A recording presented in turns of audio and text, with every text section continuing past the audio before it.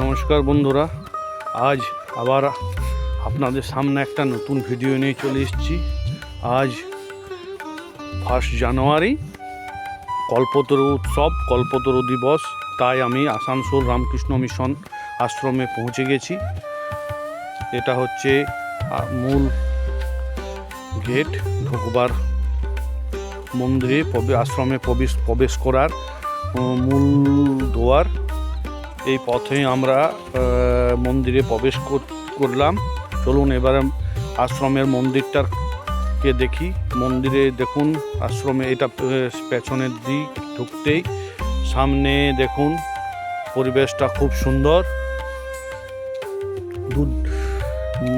রাস্তার দুদিকে মূল মন্দিরে যেতে রাস্তার দুদিকেই হচ্ছে আপনার ফুলের বাগান, ডান দিকেও বাগান, বাঁ দিকেও বাগান। খুব সুন্দর পরিবেশটা, খুব সুন্দর। আসানসোল রামকৃষ্ণ মিশন আশ্রম।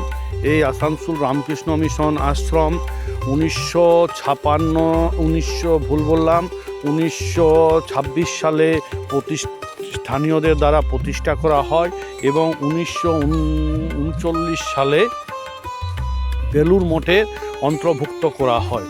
এবং এখানে একটা নামী বাংলা উচ্চ বিদ্যালয় আছে, যার নাম আসানসোল রামকৃষ্ণ মিশন। আমরা ওই রামকৃষ্ণ মিশন স্কুলটাও, উচ্চ বিদ্যালয়টাও দেখাবো। এই বিদ্যালয়টা প্রতিষ্ঠা হয় 1944 সালে। এখান থেকে অনেক জ্ঞানীগুণী ব্যক্তি পড়াশোনা করেছিলেন। এই মন্দিরটা এই নতুনভাবে এই আমাদের বিবেকানন্দ সরণিতে প্রতিষ্ঠা করা হয় 1997 সালে। দেখুন মন্দিরের বাঁ দিকে এবং ডান দিকের পরিবেশটা, অনেক মানুষ এসেছেন। আমি সকালেই পৌঁছে গিয়েছিলাম, তার জন্য ভিড়টা একটু কম ছিল। যত বেলা বেড়েছে তত ভিড়টা আস্তে আস্তে বাড়তে শুরু করেছে।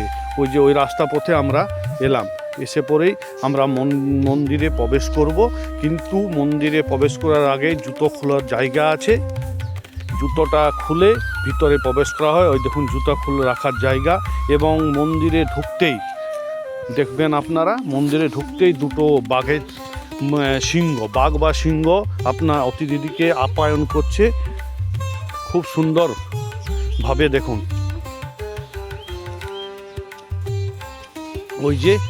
ওইটা হচ্ছে মূল মন্দির। ওইখানে রামকৃষ্ণ মিশনের মধ্যে একটা মন্দির আছে, একটা উচ্চ বিদ্যালয় আছে, একটা টেকনিক্যাল সেন্টার আছে, একটা দাতব্য চিকিৎসালয়ও আছে, যেখানে 30 টাকার বিনিময়ে চিকিৎসা করা হয়। দেখুন আপনারা সিংহটাকে দেখুন, এই যে খুব সুন্দর লাগছে। দেখুন ওই যে মূল মন্দিরটা,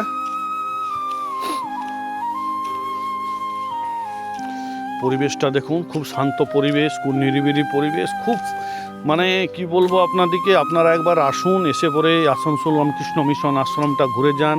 অনেক বড় আশ্রমটা, অনেকটা জায়গা নিয়ে আশ্রমটা তৈরি হয়েছে নতুনভাবে 1997 সালে। এবারে আমরা চলুন ভিতরে প্রবেশ করি। মন্দিরে এটা যাবার রাস্তা, মূল গর্ভগৃহে যাবার রাস্তা। এবং কিছুটা যেয়ে পরে সামনে সিঁড়ি আছে, সিঁড়ি দিয়ে উঠেই মন্দিরে প্রবেশ করতে হয়।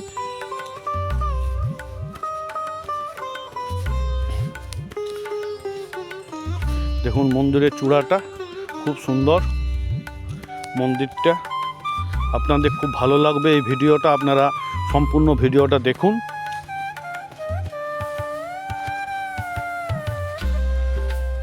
চলুন এবারে আমরা মন্দিরে প্রবেশ করি। মন্দিরে উঠেই একটা বারান্দার মতন আছে। সেই বারান্দা থেকে বা দেখুন করিডোর বলুন বা বারান্দা বলুন, দেখুন কত সুন্দর। এই বারান্দা থেকে ভিউটা খুব সুন্দর লাগে। বাইরের ভিউটা আপনারা দেখুন, মন্দির থেকে বাইরের ভিউটা দেখুন। ডান দিকে মাঠ, বাঁ দিকে গাছপালা, নানা রকমের উদ্ভিদ, বড় বড় উদ্ভিদ, খুব সুন্দর পরিবেশটা।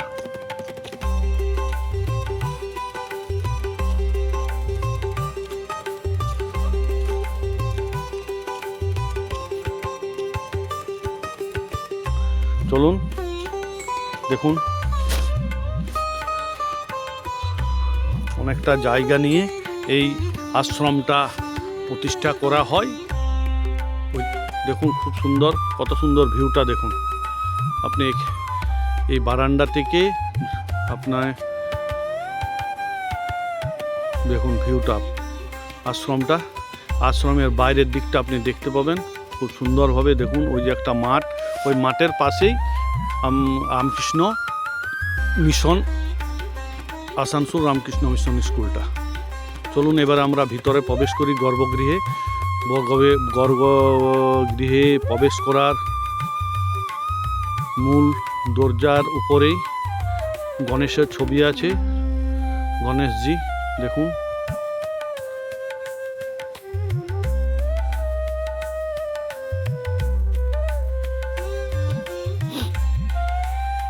ভিতরটা খুব শান্ত পরিবেশ, সবাই প্রার্থনা করছেন, শ্রী শ্রী ঠাকুর রামকৃষ্ণের দেবের প্রার্থনা করছেন। মন্দিরের ভিতরে ঢুকেই দেখুন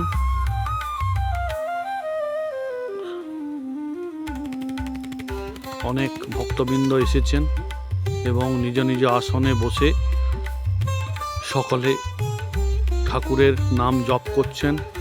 সামনেই চলুন, ঠাকুরের প্রতিচ্ছবি আছে, সেখানে আমরা প্রদীপ বা মোমবাতি জ্বালিয়ে ঠাকুরকে অভ্যর্থনা করা হয়। দেখুন আপনারা, এই যে শ্রী শ্রী রামকৃষ্ণ পরমহংসদেব 1 জানুয়ারি কল্পতরু হয়েছিলেন, তাই আজ কল্পতরু দিবস।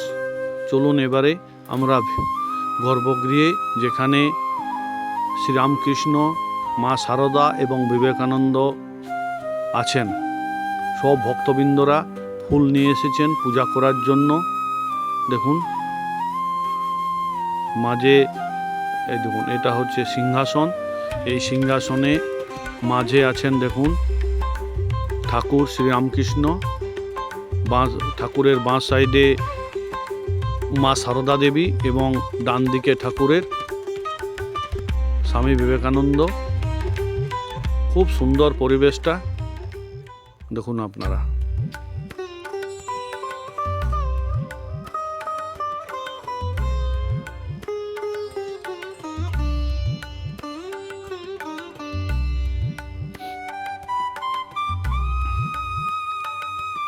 সবাই ভক্তবৃন্দরা দেখুন নিজ নিজ আসনে বসে ঠাকুরের গান গাইছেন, ধ্যান করছেন। আমরা চলুন এবারে বাইরে যাই। মন্দির থেকে বাইরে যাওয়ার পর আমরা যাব আপনার ওই যে রামকৃষ্ণ মিশন স্কুল, সেই স্কুলটা আপনাদিকে আমি দেখাবো। চলুন।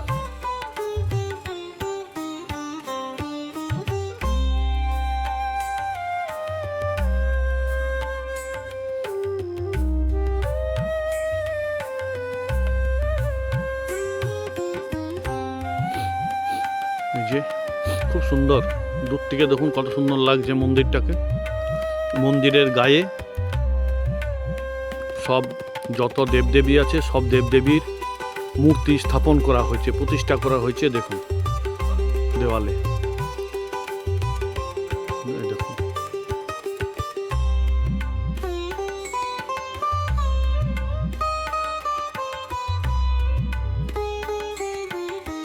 সব অবতার, যারা বিষ্ণু ভগবান অবতার নিয়েছিলেন, দেখুন নরসিংহ অবতার, বামন অবতার, শ্রীরাম অবতার, বলরাম অবতার, সব মূর্তি করে দেয়ালে প্রতিষ্ঠা করা হয়েছে। দেখুন আপনারা বুদ্ধ অবতার, কোণারকের চাকা, সব মন্দিরটা সব সাইডেই নতুন সব সাইডে আপনার মূর্তি স্থাপন করা হয়েছে। পরে আপনাদেরকে সেটাও দেখাবো আমি। এখন আমরা স্কুলটার দিকে যাব, রামকৃষ্ণ মিশন, আসানসোল রামকৃষ্ণ মিশন উচ্চ বিদ্যালয় যেটা, সেটার দিকে আমরা যাব। চলুন।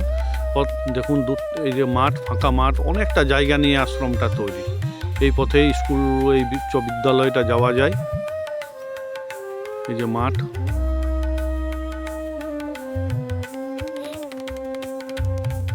দেখুন দূর থেকে দেখুন কত সুন্দর লাগছে।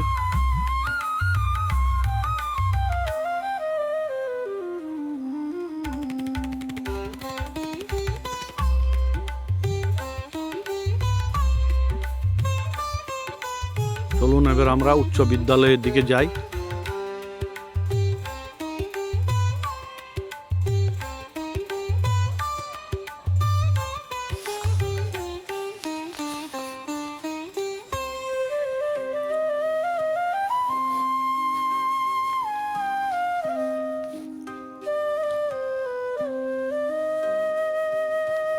ওই যে বিদ্যালয়টা দেখাচ্ছে, আসানসোল রামকৃষ্ণ মিশন নামী একটা স্কুল।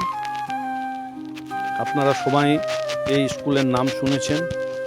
চলুন এবারে আমরাও বিদ্যালয়ে প্রবেশ করি।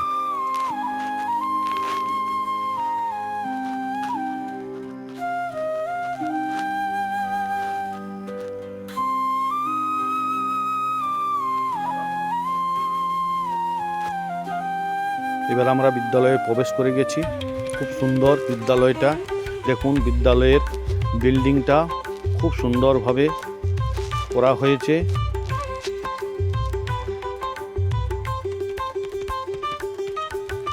এই যে বিদ্যালয়ের আপনার আপনার স্বামী বিবেকানন্দর মূর্তি স্থাপন করা হয়েছে। বাঁদিকে হচ্ছে মূল ফাটক, মূল গেট। স্কুলে আজ স্কুল ছুটি আছে, তার জন্য বন্ধ আছে গেটটা। এই যে স্কুলটা,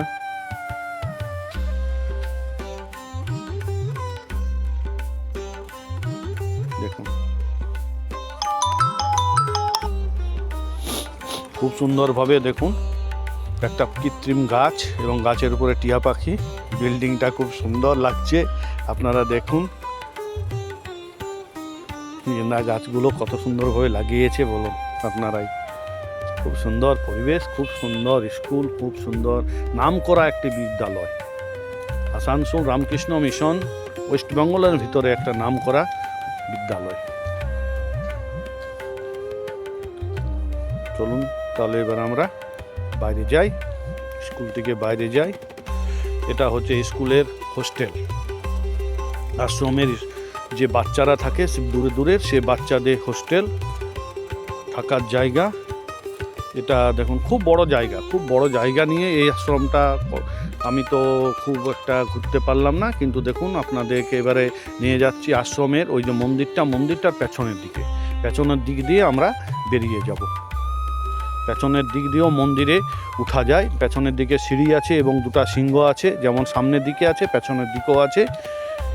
দেখুন চলুন আমরা এবারে পেছনের দিক দিয়ে আমরা মন্দিরটা যাই। এই যে মন্দিরটা দেখুন,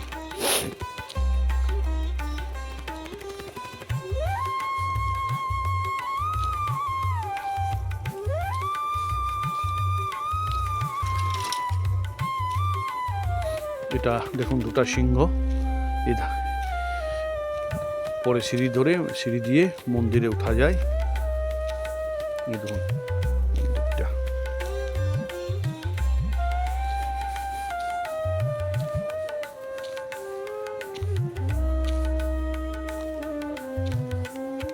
চলুন এবার আমরা মন্দিরের বাইরে যাই এবং ভিডিওটা আস্তে আস্তে এবারে শেষ করছি আমি। শেষ করার আগে আপনাদেরকে বলেছিলাম যে মন্দিরের উল্টো দিকেও যে ভগবান দেবতাদের মূর্তি স্থাপন করা হয়েছে। দেখুন আপনারা, ওই যে কোণারকের এদিকেও আছে কোণারকের চাকা, ওই সাইডেও আছে কোণারকের চাকা।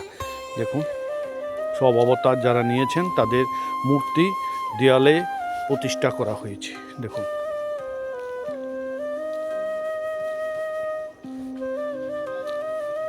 তাহলে বন্ধুরা, এবার আমি ভিডিওটা এখানেই শেষ করছি।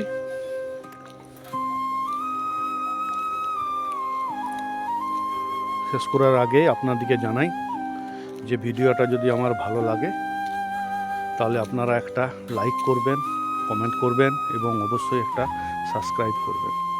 নমস্কার।